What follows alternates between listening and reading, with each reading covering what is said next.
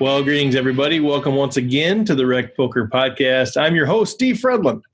This is episode 155, and this week we feature the Poker League of Nations, the largest group that is organized around supporting women in poker. We had an opportunity to interview three of the folks from Plon, Lena Evans, who is the founder, as well as Jacqueline Britton and Jeanette Mendez, who are founding ambassadors. And we had a fantastic discussion. Before we get to that, I want to thank Running Aces Racetrack and Casino, who is our ongoing official sponsor. Appreciate all that you guys are doing. And as part of that, I want to share with you some of the results from this past week. As always, we share the players of the week, the four people who earned the most points in the regular weekly tournaments. They get bonus lammers to be used for any tournament. Travis Hardesty, Andrew Feist. What's up, Andrew? Part of Rec Poker Nation. Leland Bowe, and Darius Rogers. And I also want to talk a little bit about the big tournament they just had, a $500 buy-in tournament. The best players in the state, some folks from out of state that came into town for it. And we were super excited because it was just an absolutely stacked final table, including two of the folks that you hear on the podcast and a lot of our other content that we produce made the final table. Chris Jones and Taylor Moss. Chris Jones, well, let me go through the results here a little bit, kind of a who's who. In 10th place, Todd Melander, and Todd is actually the roommate of one of my really good friends, a former college roommate of one of my really good friends, Chris Jones, who you hear on here often, finished in 9th place for $1,925. Chris got really unlucky at the final table. A guy shoved from the small blind with his king three. Chris had pocket queens, king on the river, and that sort of crippled him. And then Chris lost with ace queen against fives to bust. But good result for Chris Jones. Fantastic guy. Jonathan Kim, a guy that we've actually interviewed on the show. One of the first episodes of the Rec Poker Podcast had John Kim. Corey Cove finished in 7th place. Folks in Minneapolis know that name. He's actually on the K-Fan morning show.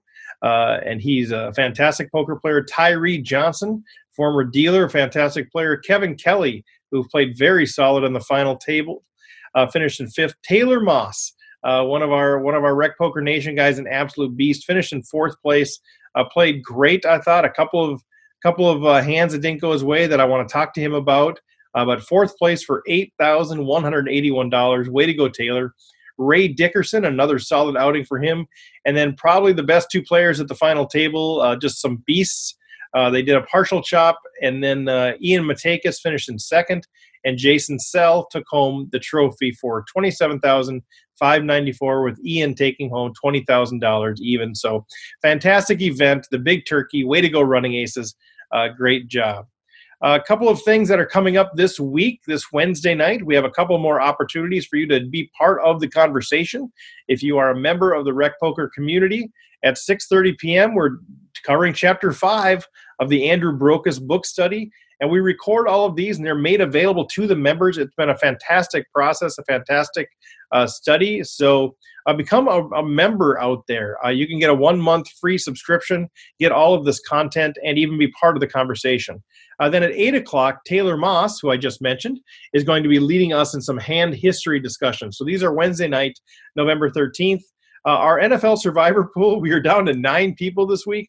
All 9 lost with the big NFL upsets that happened. And so actually what's going to happen is Jake Mason, who's leading this thing, is going to relaunch a new Survivor pool starting next week with the 9 people, and then they're going to play it down from there. So that's sort of fun. I mentioned a Rec Poker membership. Go to rec.poker, find out everything about who we are, what we're doing out there. Stay plugged in. Get on the email list. That's probably the easiest way to stay connected. Otherwise, Twitter, Facebook, we put a lot of stuff out there as well. So with that, let's join the interview that we did with the Poker League of Nations founder, Lena Evans, as well as founding ambassadors, Jacqueline Britton and Jeanette Mendez. All right, everybody. Well, as promised, we are here with a few of the members of the Poker League of Nations. We have Lena Evans, we have Jacqueline Britton, and we'll be joined shortly by Jeanette Mendez, hopefully, if the technology holds. But first of all, thank you guys so much. I know we wanted to have you on when we were doing the Women in Poker series, but this is fantastic. We're excited that you were able to join us. Thank you.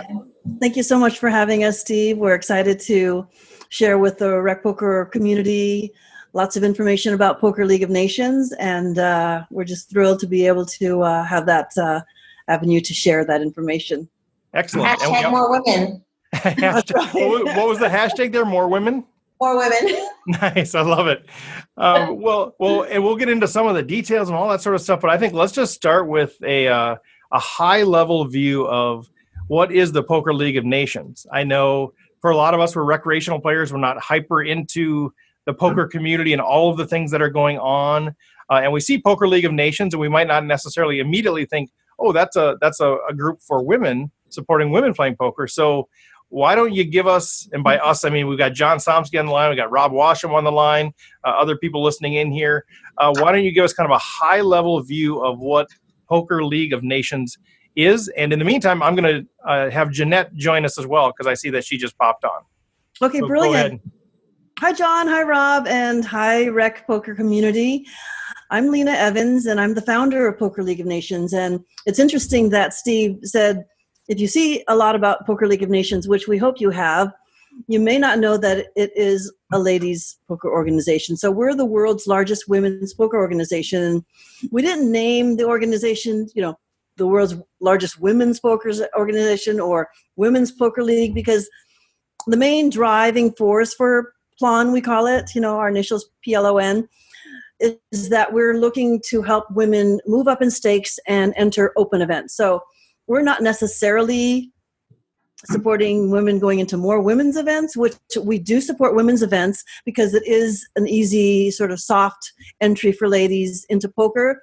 But really our driving initiative and our main focus is to help ladies move up in stakes, go into open events, because we want to increase the prize pools, increase the player fields, and really just get women to play more poker in open events. That's, I think, in a nutshell, Poker League of Nations. Yeah. Jacqueline? I mean, I think some of our initiatives that we've done to do that are, obviously we have leagues all around the country, all around the world, where women can join leagues and get points, and they pool their money to play in bigger events. We have sponsorship, so we also have our PLON Power, where we pool money from all of our members, and then we put women into bigger events, where we might have a corporate sponsor for an event. We do training. We have training blogs. We have pros come on the site. And we can talk some about more of that stuff in detail. We allow women to post their staking packages so they can get staking. And one of the biggest things that we do in Poker League of Nations is give women recognition. So that makes them feel like, oh, I want to be recognized. I want to win. I want to be on one of those posts. I want to win a trophy. And it gives them more visibility. So as they see more and more women winning, they want to be one of those winning women. More women. That's right. Our hashtag is more women. And thank you, Jacqueline. Of course, she always has all the information that I leave out, which is a lot. But that's really, she's given you really a nice list of the way we support women, because I think most people do know that women have traditionally been less than 5% of the field in any open poker tournament. So really, we're really pushing to help women come into open events, increase our numbers. And it's wonderful because this past weekend at Helix Poker, the field was 10% women, and 50% of those women made the final table. Oh. So we're really proud. That's amazing. But look at when I played the Win Poker Classic, for like the first 3 hours, I was the only woman in the field. And you played there the other day and you were the only woman. That's right. I played actually a couple events there, and I was the only woman in the field. I was quite surprised. I was hoping to see at least one sister, but it had gotten to the point where like there's one woman at every table in the mixed event, and now it seems like, depending on where you are, like why at the Win are you like the only woman on the floor? It's crazy. Like, what is it about the Win that's intimidating? Right. So but we have helped the Win push out about their recent ladies event, and we've partnered with a number of casinos, not just in Las Vegas, but throughout the country, and as Jacqueline mentioned, throughout the world, actually, to help bring more ladies. And so we're focused worldwide, not just in the USA, and we have ambassadors all over the world. And as Jacqueline also mentioned, we have leagues that are led all over the world for these women to win seats into bigger events. Typically speaking, we're focused on the World Series, bringing women into open events and the main events during the summer. But for instance, the London League, they are playing for a seat in the upcoming 888 live poker tour. So the opener event there, because it's a long way to get from London all the way to Las Vegas. So elected to focus on something that, a main event that's local. Now you had mentioned when we were chatting before the interview, you said, obviously part of what you do is helping more people get into the game, but really that's not your focus. Your focus, you said, wasn't necessarily getting more people into the game as much as supporting the women who are already there to get them involved in bigger games and that sort of thing. So maybe talk a little bit about that differentiation. I mean, they seem to go hand in hand, but what does that mean for actually your strategy in terms of what you're getting involved with? Well, as Jacqueline mentioned, we have multiple vehicles to help the women. So I will let Jacqueline speak about Plan Power Investment Group, but let me just talk about one of the points she made, and that is we have something called the Poker Nations Facebook Live Takeover, and we've had multiple top-level pros, including Antonia Sfandiari, Phil Hellmuth, we've had David Skolansky, John Chin. We've had sort of the top of pros come in and help sort of educate the ladies, give them free content, and give them new strategies and ways of thinking. So we're helping them from that perspective, from an educational perspective, first of all. And then through our leagues, not only, we're bringing the poker to the ladies. So we did an exhaustive study this past summer asking women, why are you not playing more poker? And the top two answers were bankroll and proximity to. Okay. Yeah. So, right. So I understand. Right. Poker. Let's talk about bankroll first. So we've addressed bankroll by multiple streams, and that is we've sponsored women in, we have staked women, and we have an investment group. So we have an investment group called Plan Power Investment Group.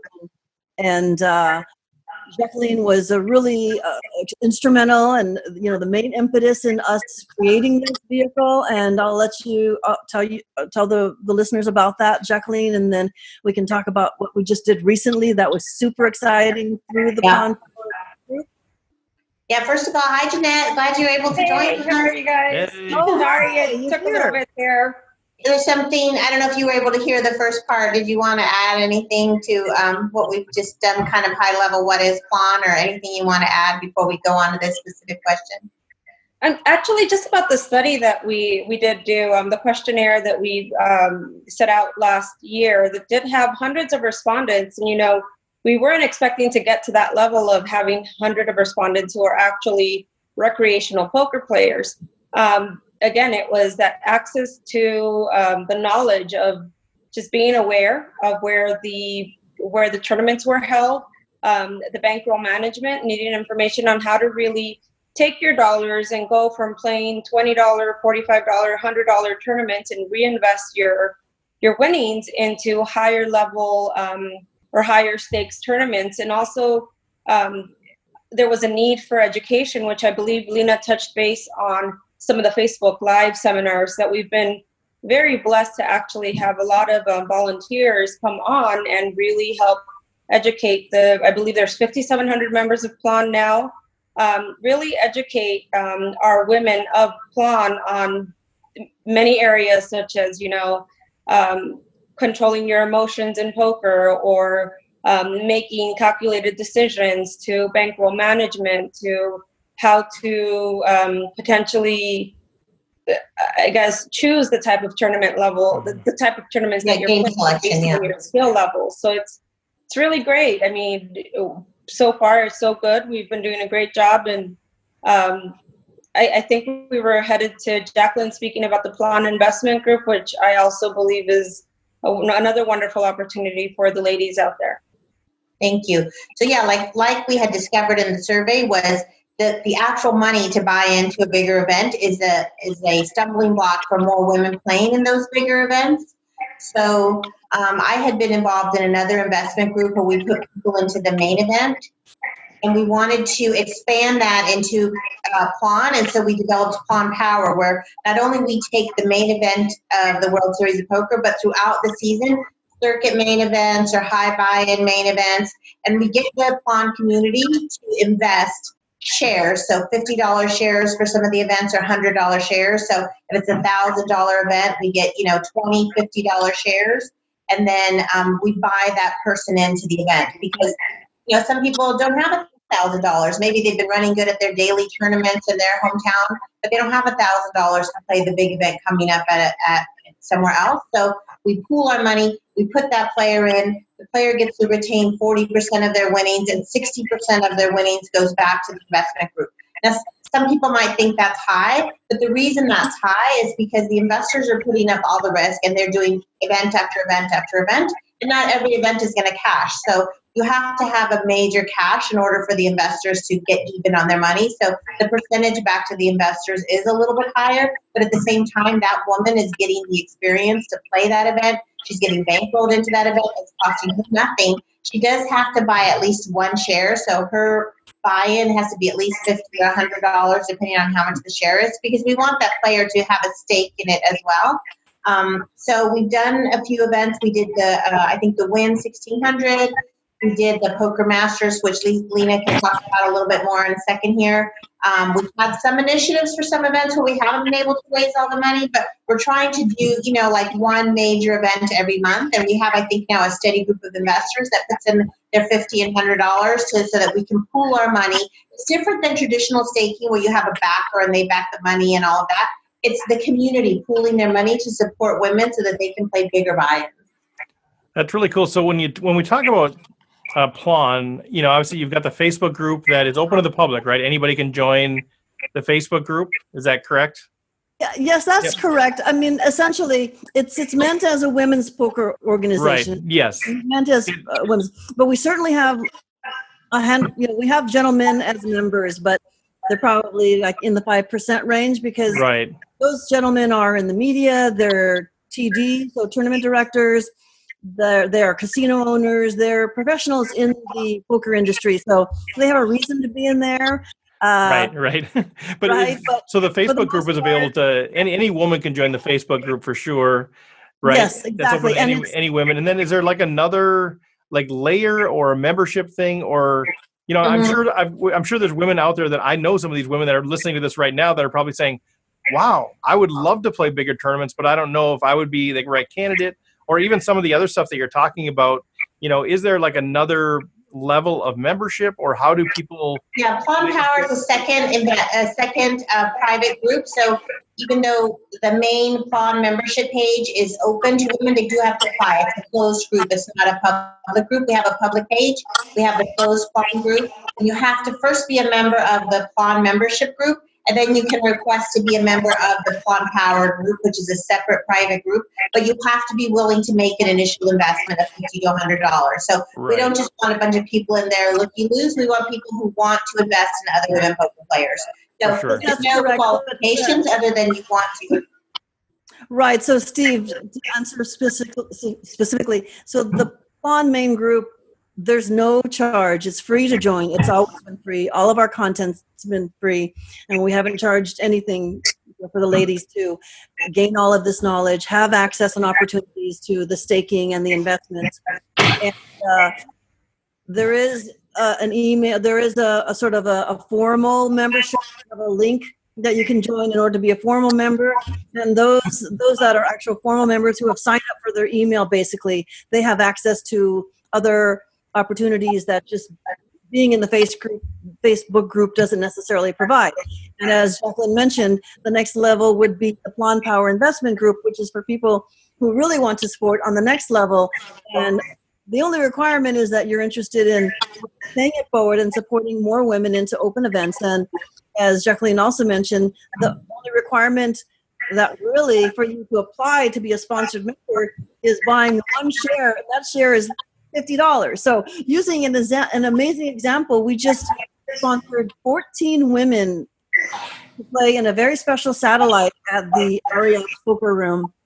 And we partnered with Poker Go, Poker Central, and Poker Masters, along with the ARIA, what we did was we created a special event where the ladies could come, have a private tour of the Poker Go studios, which most people have not seen, except for on Poker Go, was super cool. Super cool. Yes, and they had they hosted a lunch for us, and then they hosted this very special satellite. And the satellite was $550 per woman, and you could buy directly in and own 100% of yourself. But what we did is we offered the opportunity in the Plan Power Investment Group. For $50, you could buy as little as one share. And then if you were interested in becoming a sponsored player, you had to send in an application email, sort of explaining why you think you should be selected, why you'd like to play, and just giving us a little bit of background about your poker experience. And we chose 14 women and put them into this satellite and gave them an opportunity at a $10,000 High Roller Poker Masters seat. So it was fantastic. So for $50, the winner of this satellite was Carolyn Grad from Canada. She got to play with all of the, these top level pros and the high stakes players in the Poker Master 10K event, their opening event. So it was wonderful. We had in excess of 10,000. So the second place received 2,000. And what was even more wonderful is that we had an amazing support from the high stakes poker community. We had one investor who is a high stakes player, very well known, who invested $5,000 to put in 9 ladies. And then we had Lauren Roberts, who is also another very well-known high-stakes player. She sponsored 2 ladies into the event, so she donated or invested $1,100. And what's beyond even more exciting than that is that they donated back all of their winnings back into the investment group. So, and we're also happy to announce that I think almost everybody donated back their winnings into the investment group. So I think, wow, very cool. Yeah, so then we're paying it forward and putting the money back in the fund so we can put more ladies into the next open event. Oh, that's very cool. Jacqueline and Jeanette, just, I muted you. There were a little background noise, so feel free to unmute yourself to talk. Sorry about that. I just wanted to get a little bit of the background noise out of there. That is fantastic. That is super interesting, right? I think a lot of people, even if they've heard of Plan, maybe haven't heard of this side of it. The one side where it's actually an opportunity to financially invest in the future of women in poker and give people the opportunity, and the other side of it to potentially be one of those people that's invested in to be able to play those bigger events. And that's a fantastic model. I love that. And by the way, most of those, if not all of those women, were rec players. Some of them didn't even have any Hendon Mob. I mean, so we're all about helping the rec players. Now, and that's obviously who our audience is, and I think there's people out there that are going, "Wow, this is actually pretty interesting. I had no idea about this," and I'm sure you're going to be getting some inquiries coming up. Jeanette, did you have something you wanted to add there? I'm actually pretty sad I was not available to participate in this. You look pretty sad. We missed you. Yeah, the girl who came in second place on that Poker Master satellite, I think she had no Hendon Mob because she'd only ever played in bar leagues and home leagues. She'd never even played in a major tournament, but she wrote a beautiful letter asking to be sponsored. She bought a couple of shares. She played crazy, maybe crazy good because she came in second place. But, it was an opportunity that she could have never had on her own. Yeah, that is super cool. I have more questions. I just want to make sure I pause for a second for John and Rob if they have anything that they wanted to jump in here with. Hi, John and Rob. Hey, John. No, I think it sounds like an excellent thing. It's kind of, as Steve said, very similar to what Rec Poker is trying to do, promote poker. You're doing it in a little bit more of a focused niche, but I love the approach that you're taking. Thank you. Yeah, and so one of the questions I wanted to ask you is, we've got a couple camps, of women that are part of Rec Poker Nation. As far as the people that I know, there's some that are really into poker and they're playing the bigger events and all that sort of thing, and that's fantastic. And then you have some of these women who are just starting to learn the game. And then you have this other camp, which I think is our biggest audience. I'd love to have you maybe talk to them a little bit. And these are the women they've been playing for a while. They've always enjoyed poker. It's always been super fun. They play the casinos, maybe the $30 to $75 tournaments quite a bit, but they've never really taken it seriously. Like, they just enjoyed going, and it's kind of fun. But now they're at a place where they're saying, I actually want to learn the game at a little deeper level. I want to be more competitive. I would like to go play a $500 or an $1,100 event and feel like I'm not, completely overmatched. So I'd be curious, like, is there how would Plon kind of fit into that sort of person looking for that sort of support?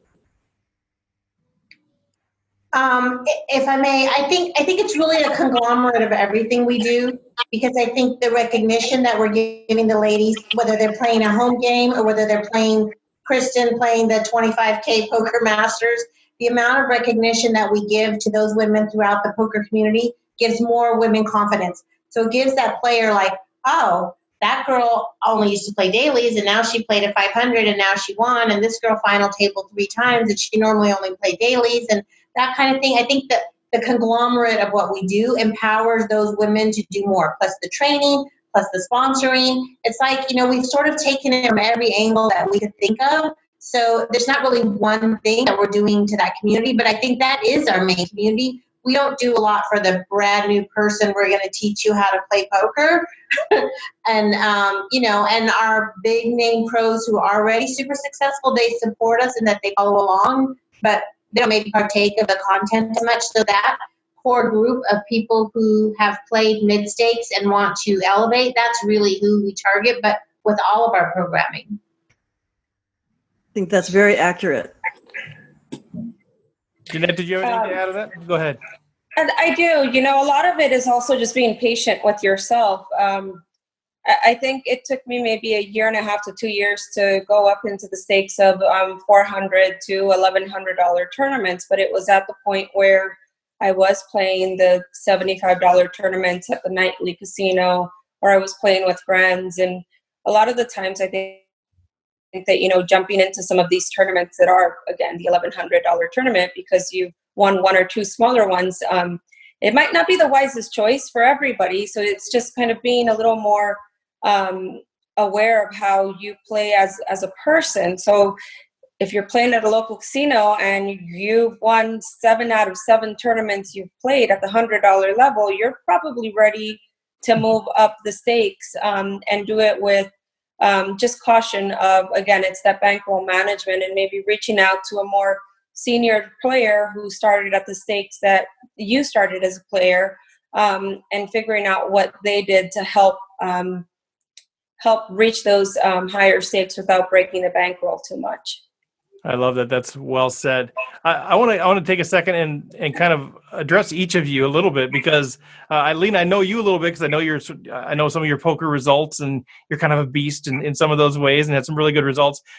Jacqueline, Jeanette, I wasn't familiar with you before the show, but I want to hear a little bit about your story. I know you're both ambassadors for Plon, but I believe that that's not your full-time gig or anything, right? You're doing this on the side, right? So I kind of want to hear just, well, who the heck are you? Like, who are these people that are involved in Plon, and what do you do in your daily lives, and what kind of tournaments or cash do you play right now? So maybe Jacqueline, do you want to go first, and then Jeanette? Sure. I am the group fashionista. Oh, but you didn't wear red, so we're all. I know, but I got my reminder after I had already left. I did make their T-shirts though that they're wearing. Oh, I love that. Okay. Yeah, I work in the fashion business. I actually have a day job as a buyer.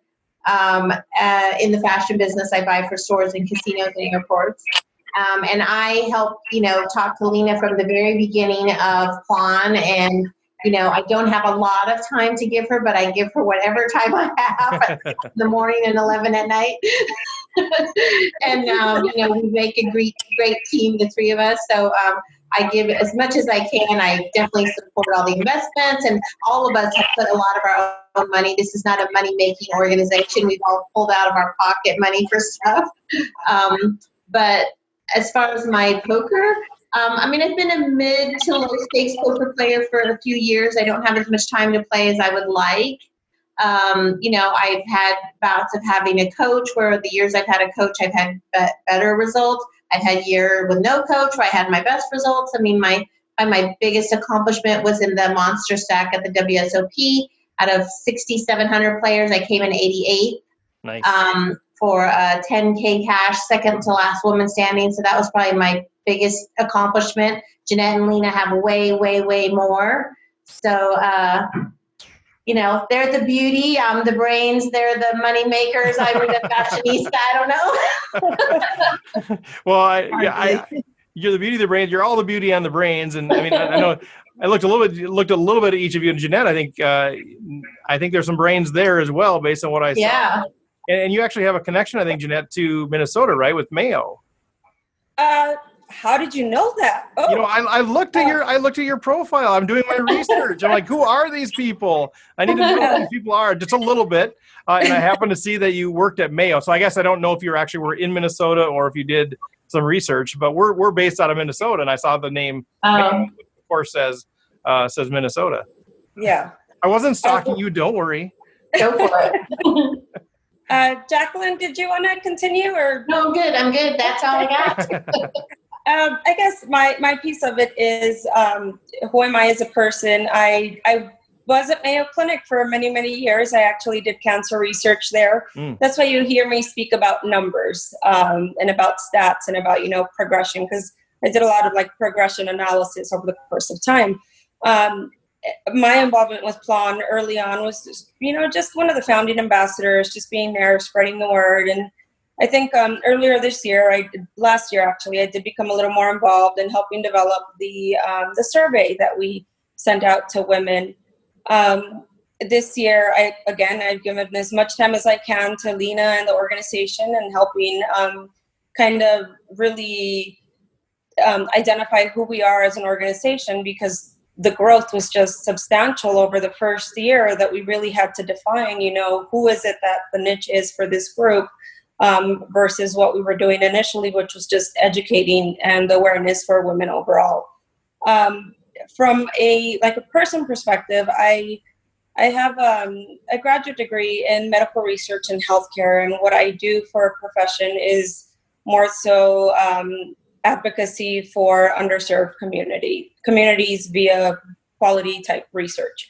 What did Jacqueline say? There was something Jacqueline said. My biggest accomplishment, that's what it was, was Heads Up Chop at the Venetian, 500 players approximately. It was a $600 buy-in, chopped heads up for $34,000. Nice. Which was incredible. But you're also top 100 women, right? Top 100 yes, women. Okay, I didn't want to say it, but yes. Go ahead. Brag a little bit. That's okay. GPI and Player of the Year for this year. I believe I'm number 45 on both.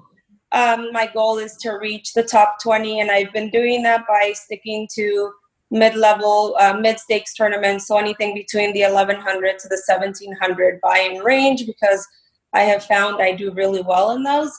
And although I can satellite into the higher stake ones, I still cannot cash in those for the life of me. So I'm not even delving into those that road at this point. But yeah, actually, I just hit my 6-digit revenue mark on Hendon Mob. So nice. Was incredible this year. I was like, yeah, I made it past the 100K mark. So it's cool. Next up is 7 digits. Yeah. There you go. Just one. All you got to do is win the World Series main. In fact, if one of you ladies could please final table and win that thing, that would be fantastic. That would be awesome. History making. It would. I think Lena might do it next year. Yeah. Actually, one of our ambassadors is the only woman to have made a final table in the main event. That's Barbara Enright. Oh, is that right? Yeah, she's the last one to do it, right? She's the only one to have done it. Yeah, there's a few years ago where the gals went 12 and 11. I was just sick. Yeah. I think she went out in 5th, if I'm not mistaken. Yeah. Well, maybe it's your turn, I think. It seems like we're due. Lena has 2 circuit rings, and she's going for the 3rd one. I know. Let's talk about that. You got 2 WSOP circuit rings. You're a runner-up in the WPT Deep Stacks for like $53,000 a couple years ago. Talk a little bit about, your founding of Plan and kind of what you're doing now. Is this your full-time gig? You're doing other things? How much poker are you playing? Give us a little bit of a view of who Lena Evans is. Is it my full-time gig? It probably is my full-time Yes, gig. and in addition to all your other full-time things, right? Exactly. It's one of my 5 full-time gigs, Right. where I'm not making any revenue from, but it's my I can relate. No, I do. I have. I was the first woman to win 2 WSOP circuit rings in one season. I won them both exactly 3 months apart, which was amazing. And I just happen to be passionate about poker, and I tend to follow my passions, and I'm a serial entrepreneur. So when I'm passionate about something, I tend to turn it into a revenue stream. So I started Helix Poker, which is a poker tour, and we travel, and it's really exciting because I get to meet the players, and sometimes I get to play with them.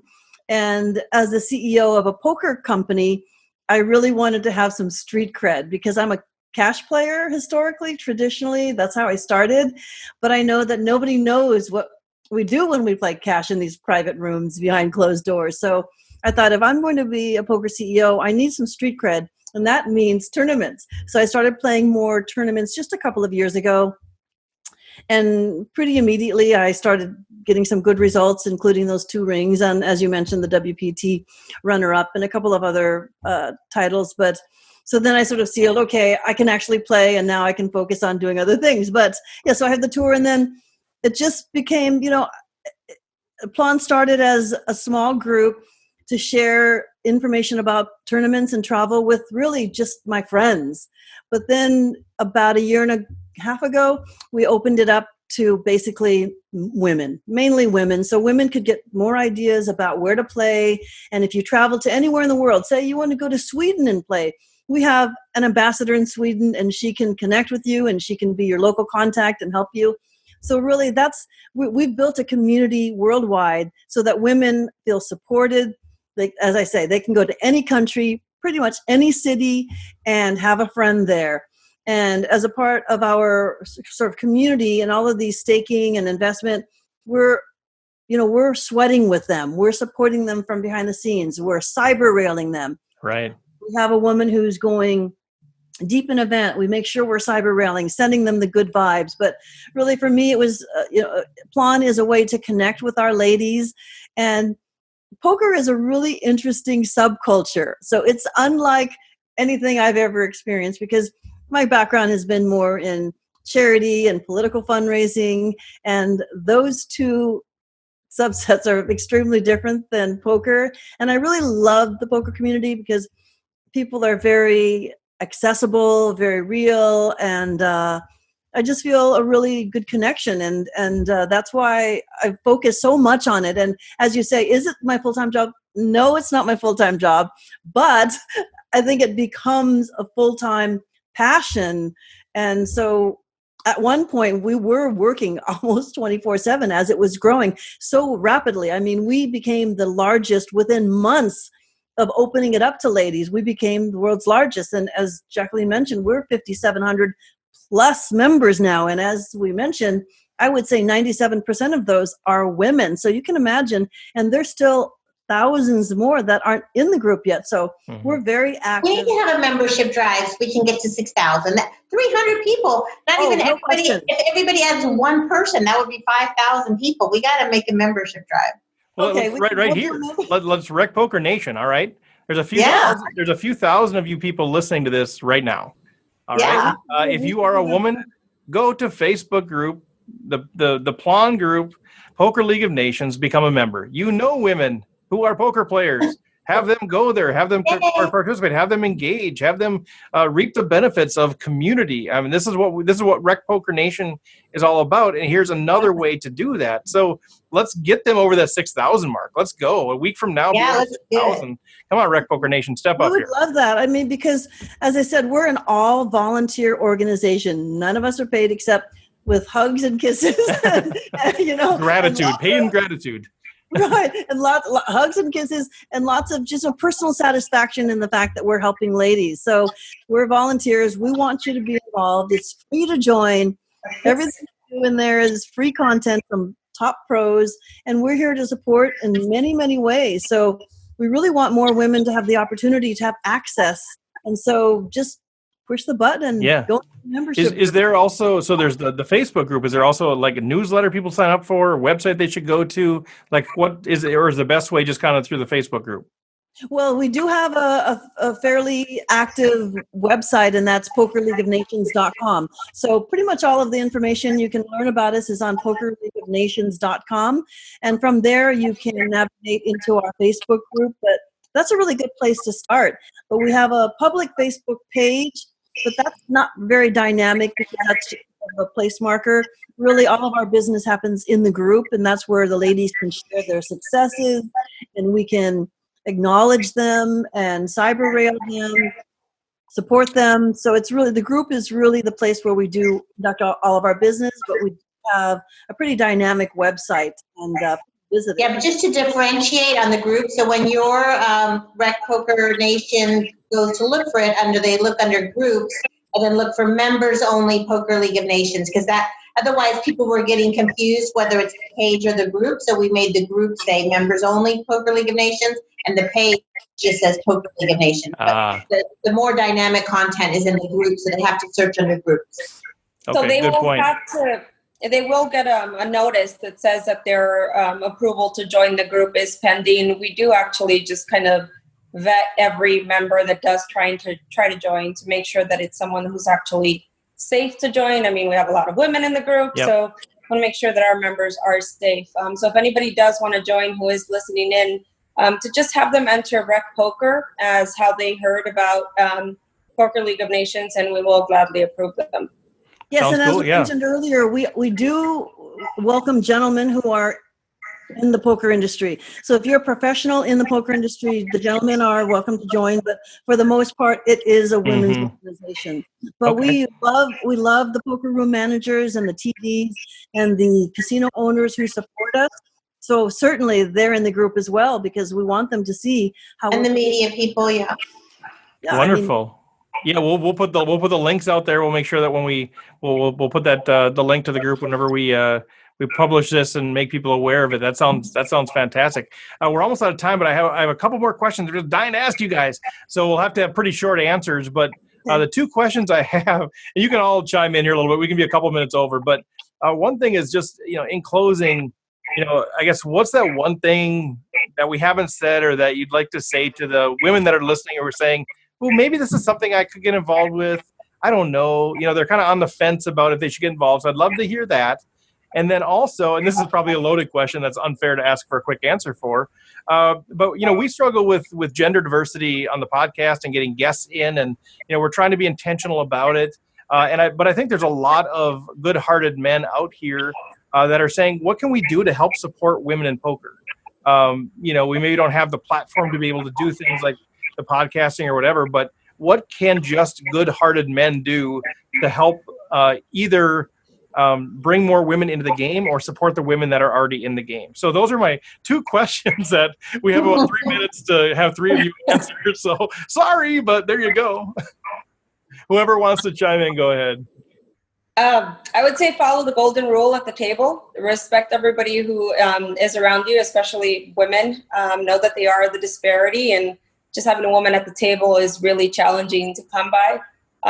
That's just from a behavioral perspective, but from a financial perspective, if there is an inclination to help bring more women to play, I would consider also potentially sending some funds to the Pawn Investment Group, knowing that if you send a woman to play who does happen to win or cash at an event, that your good deed is going to return to you from a financial perspective as well. Love it. Exactly. She said, that's what I was going to say. Ditto. The great minds think alike. Yes, we do absolutely invite gentlemen to be supporters and investors in the Plan Power Investment Group. A couple of our largest investors were gentlemen, and we really appreciate that because it makes us feel good that the gentlemen are supportive as well, because we're such a small percentage of the field and we're trying to grow that field. And I think that people really appreciate that. And our casino partners, they're, for the most part, they're gentlemen, and they have been really supportive, bringing us in, making us feel safe and secure, and just supporting more women in poker.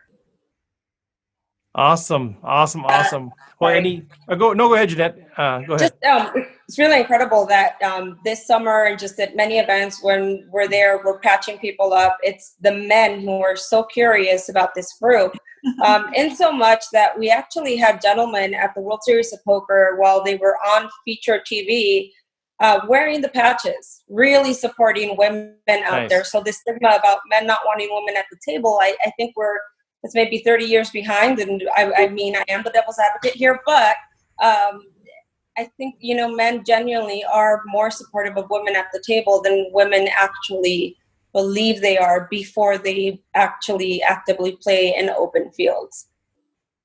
I do believe that.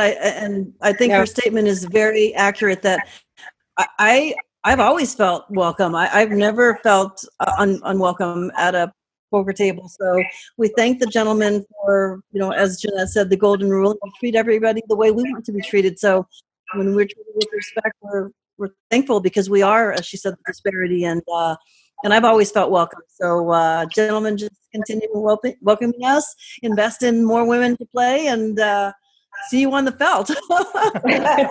Well, that seems like a good way to end. I hate to cut it off because I know we could talk for a lot longer. But Lena, Jacqueline, Jeanette, thank you guys so much for coming on here. John, Rob, I know I took all the time, but thanks for jumping on here too. And we will we'll chat with you guys later. But thank you again for all you're doing. And women, get out there. Let's get them over 6,000. I want to look a week from today and see how many members you guys have. Let's see if we can push that number over 6,000 by next week. Awesome. Thank you so much. Thank you so much. Thank you, Rec Poker community, and bye, John and Rob. Thanks, Jeanette and Jacqueline, for all their amazing support as well. Bye. All right, guys. Thank you so much. All right. Well, once again, thanks to the Poker League of Nations, PLAN, as well as John Somsky and Rob Washington for being part of the panel. Appreciate you guys. Just a reminder, this Wednesday, our book study, Andrew Brokas's Playing Optimal Poker, Chapter 5 at 6:30 p.m. Join the discussion.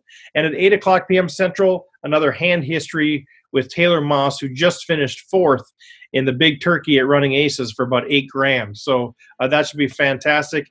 Go to rec.poker for all the information. Join the mailing list. Get on Twitter, Facebook, all that jazz. Check out what we're doing. And once again, thank you to Running Aces Racetrack and Casino for your continued support as our official sponsor. Take care, y'all.